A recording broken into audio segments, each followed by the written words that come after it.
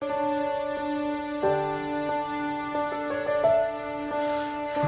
calling, chains are falling, hope is dawning, bright and true.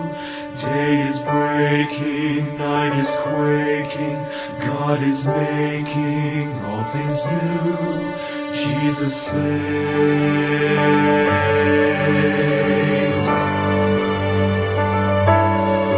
Hear the heart of heaven beating, Jesus saves, Jesus saves, and the hush of mercy breathing, Jesus saves, Jesus saves. Hear the hosts of angels sing, glory to the newborn King, and the sounding joy repeating, Jesus saves.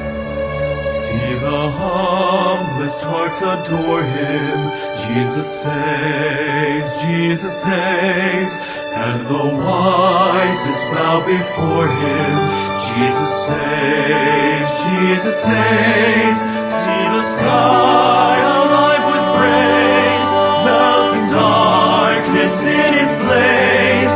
There is light forevermore in Jesus saves. We will live our sorrow sharing, Jesus saves, Jesus saves. He will die our burden bearing, Jesus saves, Jesus saves. It is done, we'll shout the cross, Christ has paid redemption's cost, while the empty tombs declaring, Jesus saves. Rising up so vast and strong, lifting up salvation's song. The redeemed will sing forever, Jesus saves.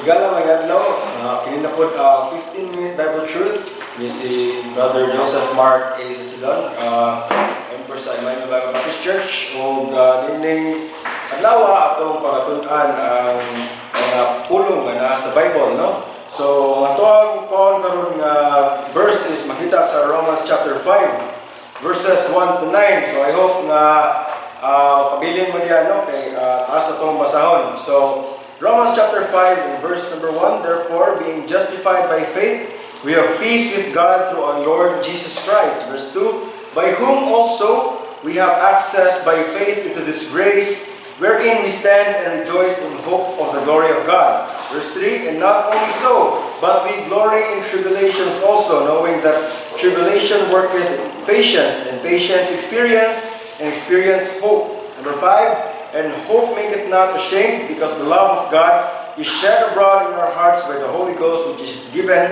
unto us. For when we were yet without strength in due time, Christ died for the ungodly. For scarcely for a righteous man will one die, yet peradventure for a good man some would even dare to die. And verse number 8, but God commendeth His love toward us, in that while we were yet sinners, Christ died for us. And verse number 9, much more then, being now justified by His blood, we shall be saved from wrath through Him. So makita na ito sa Bible, no, kung unsa ka maayo ang Ginoo. Nasa verse number 1 sa chapter 5, therefore being justified by faith, we have peace with God through our Lord Jesus Christ. No, makita na ito dali nga, we have peace with God. Anong kailangan na Brad nga naatay peace with God? Anong kailangan na Brad nga ma-justified ta by faith? So makita na to sa verse number 1. Kay kabaw mo nga nung kinahanglan na nato nga we have peace with God, nga naman nasukok ang Ginoo nato every single day. Samtang buhi pa ta nga wala nato madawat si Jesus Christ, nasukok ang Ginoo nato. Naa ang kapungot sa Ginoo nato. And one day, if wala pa gid nato madawat si Jesus Christ sa tuwang lifetime, abot sa itong kamatayon, ara ipakita ang kapungot sa Ginoo. Itambong ta dito sa kalayo sa impyerno. No, magtimpasaw ta dito Muna nasuko si Jesus Christ na to. That's why we need to have peace with God. Muna kinahanglan ta nga naay kalinaw ba ng Ginoo kay kung dili makadawat ta sa iyahang kalagot, sa iyahang kapungod. Makita na to sa verse number 9. Much more than being now justified by His blood. Gitsan ko ni Jesus Christ while we were yet sinners. Being now justified by His blood, we shall be saved from wrath through Him. Unsa man ning kapungod sa Ginoo, brad? Mo ni siya itampong dito sa kalayo sa impyerno for all eternity. Now, unsa nang eternity? Eternity is a place where time does not exist. No, space and time does not exist. So, meaning na hangtod sa hangtod din na kung sa ari pa hangtod sa hangtod ta magantos dito sa impyerno. No, where there in the Bible where there worm dieth not and the fire is not quenched. No, ang kayo dili mapaw. And ang mga ud kay magsudgawas sa ato ang lawas, no? Although gaan na paminawon karon, but if you do not believe in Jesus Christ, maabot ang takna sa imong kamatayon, imo nang madangatan dito sa kalayo sa impyerno. So, I hope nga ma-realize na to karon nga we need to have peace with God through our Lord Jesus Christ. No, walay lain pa nga pamaagi nga makaabot ta og peace sa Ginoo, pinaagi lang ni Jesus Christ. Most people karon find their own way to have peace with God. No? They try to find their own ways ang ilang mga pamaagi aron nga naa sila kalinaw sa Ginoo. That's why religion was invented, no? That's why religion it came to be. That's why religion came to be. Para ang tao nimuha sila nga mobalik sa Ginoo. Ang tao, they made their own ways para makipagbalik sa Ginoo. Oh, they made their own ways aron ma-reconcile sa Ginoo, but dili mo dawat ang Ginoo. Kaya nga naman, ang ingon diri sa Bible, no, sa pulong sa Ginoo mismo siya ingon through Jesus Christ, no? Therefore, being justified by faith. No, by faith alone, no? Makita na po sa Bible sa Ephesians chapter 2 verse 8 and 9, for by grace are you saved through faith. Pagtuo, and that not of yourselves, it is the gift of God. No? Ang Ginoo na mismo naghatag na to gasa, naghatag na to dalan aron ma-reconcile niya kay tanan na to nga pamaagi dili siya pleasing sa turangan sa Ginoo. Munang makita na to sa verse number 1, therefore being justified. Gipakamatarong ka sa Ginoo. No, nagstand ta sa korte nga Ginoo ang judge, but tungod ni Jesus Christ nahimutang matarong. No? In fact, guilty ta sa tanan, no? Sa itong pagkamakasasala, sa itong pagkabakakon, itong mangingilad, itong pamalikas, itong maninikas, no? Tanan anak nga mga sala, tanan nga klase sala, guilty ta. But tungod sa dugo ni Jesus Christ, no? Makita na to, much more than being now justified by His blood. Tungod sa dugo nga giula ni Jesus Christ ito sa krus sa Kalbaryo, nawala to tanan, nahimutang inosente sa tubangan sa Ginoo, nahimutang matarong. No, wala lang kay gitabunan ang atong sala, wala lang kay kanang temporary lang nga on hold atong kaso, but nahimo na tang matarong tungod sa dugo ni Jesus Christ. No, sa kanang mabot ka sa korte para nga example, guilty jud kaayo ka, tanan nga mga ebidensya naa tanan nga mga witnesses nitudlo nimo nga ikaw guilty. So, unsa man na para mahimo ka nga dili guilty. So, bakakan ka sa imong abogado, but si Jesus Christ nahimo na tong abogado tungod sa iyang dugo nga giula sa cross sa Kalbaryo, nahimo tang matarong. Wala lang kay gitabunan ang sala, but nawala tanan sala tungod sa iyang sakripisyo. No? Hinaw ka magsud si mo una na pinaagi lang sa pagtuo. Kay some people they try, no, sila nagtuo mo ko ni Jesus Christ ug nanimuha pud ko nga maluwas ko, and that should not be. Kaya ang Ginoo nay naghimo og pamaagi nga masayon. Nganong kinahanglan pa man nimo i-complicate? Nganong kailangan pa din nimo lisod-lisoron imong kaugalingon, no? Sometimes ang masaden ta sa mga tao nga magpenitensya, magpasakit silang kaugalingon, mugasto og dako para lang makasiguro silang daan sa langit. But sadly, di gyapon sila siguro. But sadly, kung pangutahin mo sila siguro na makaglangit, di sila siguro. Mahadlok gyapon sila mamatay, magsimbako gyapon sila kung pangutahin sila about sa kamatayon. Kaya nga naman, dili pa sila ready. Wala pa sila na justified. Guilty gyapon sila sa sala nga naa diri nila. Therefore, ingon si Jesus, ingon ang Ginoo diri sa Bible, no, sa simple na pamaagi. Tungod kay kita makasasala, tungod kay guilty ta sa tong sala, gitagaan tag pamaagi to be justified para mahimo tang matarong. Ingon, therefore being justified by faith, pinaagi sa pagtuo, we have peace with God, natay kalinaw sa Ginoo. Kaya naman, every single day sa itong kinabuhi, napungot ang Ginoo nato. Wa man lang ta kibaw. No, walang ta na aware through our Lord Jesus Christ. We have peace with God through our Lord Jesus Christ. Although naglagot ang Ginoo nato, but ang iyang gugma may naglabaw. Mao bitong buhi patakaron kay tagaan tag chance sa Ginoo nga modawat sa iyang kaluwasan. Makita nato sa Romans chapter 6 verse 23, nga for the wages of sin is death.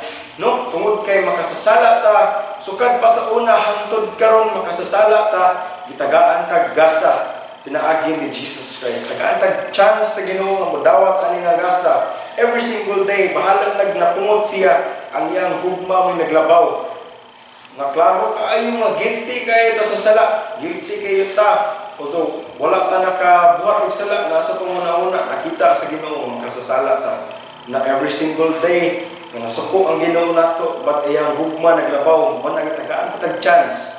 No, kung ikaw naminaw ka ani karon gitagaan pa kag higayon sa Ginoo, nga dawaton nimo ang gasa nga iyang gihatag pinaagi ni Jesus Christ. How? By faith.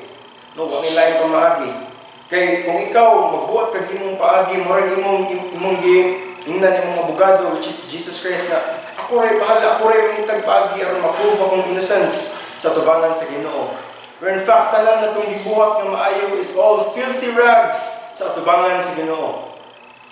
No, filthy rags. Nakita sa Ginoo kung unsa ta ka kaluoy, kung unsa ta ka hopeless, kung unsa ta ka guilty. Nya wa tay mahimo. And ang atuang kalag padung na gid sa impierno mo nakita sa Ginoo. Mo na nga siya may nangitag paagi aron ma-justify ta. And sayon na lang kaayo ang atong buhaton, which is to have faith in Jesus Christ. For us to be justified, mahimo tang matarong sa tubangan sa Ginoo, and for us to have peace with God. No? Kay usahay mga tao karon kay they live in guilt, no? Was lakibaw man, no? Was lakibaw kung asa na gikan, but they are deep inside guilty sila because sinners mo ta tubangan sa Ginoo. No, ako so wala ko naluwas, sinner po ko. No, so sinners tang tanan, kitang tanan nga nasa kalibutan, sinners ta tungod sa gibuhat ng Adam ug Eve sa una. We are all sinners, we are all guilty, and we are all bound to hell. Ang hell nga atong sentence. No, but si Jesus Christ ang abogado, he came into action, iyang ula ang iyang dugo for us to be presented as not guilty tubangan sa Ginoo.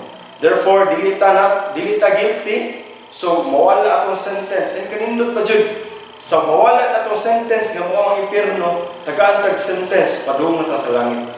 Padung ta mo tagamtam sa kaayo sa Ginoo dito, hangtod sa kahangturan. Padung ta mo simba sa Ginoo dito, mo pasalamat sa iyang gibuhat sa atong kinabuhi hangtod sa kahangturan. Wala na paghunong. All you have to do is have faith in Jesus Christ.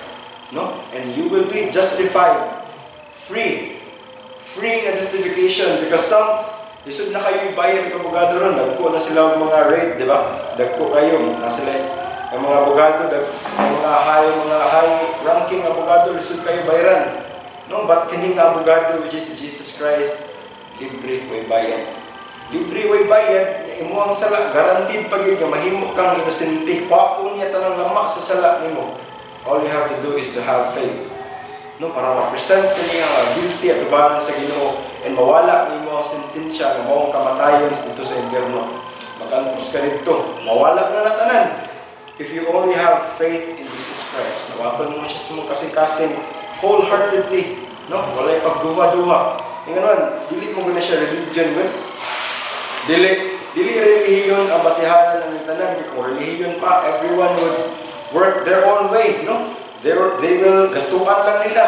Bayaran lang nila o 1 million every month. And guaranteed na para makadto sila langit. Dili mo galing anak.